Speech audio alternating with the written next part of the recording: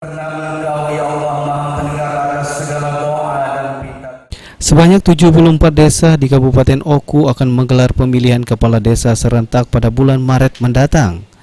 Untuk menjaga kondisivitas selama pemilihan berlangsung, sebanyak 500 orang personel gabungan TNI dan Polri akan disiagakan di setiap TPS dan objek vital lainnya.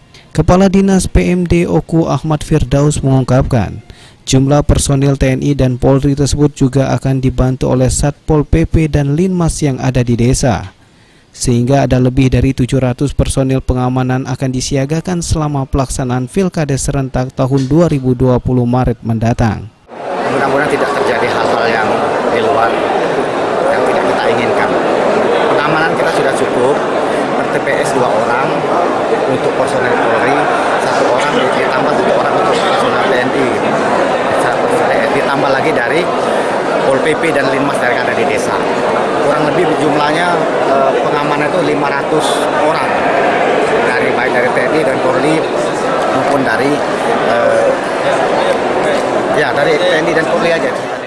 Kapolres Oku AKBP Arif Hidayat Ritongah mengungkapkan, untuk pola pengamanan pemilihan kepala desa sama dengan pola pengamanan pemilu sebelumnya atau pola pengamanan pada pemilihan kepala daerah, yaitu dengan menempatkan 1-2 orang anggota Polri ditambah anggota TNI serta Linmas. Menurutnya sampai saat ini Kabupaten Oku masih dalam zona aman.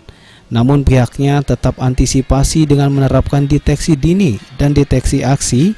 Sementara 1 Pelton Brimob Polda Sumsel juga akan dilibatkan dan akan tiba di Kabupaten Oku pada 3 Maret mendatang.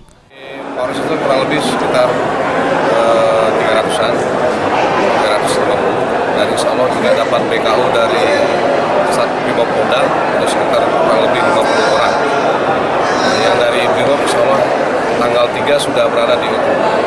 Peta kondusivitas Pilkades nanti gimana Pak? Insya Allah aman, kondusif.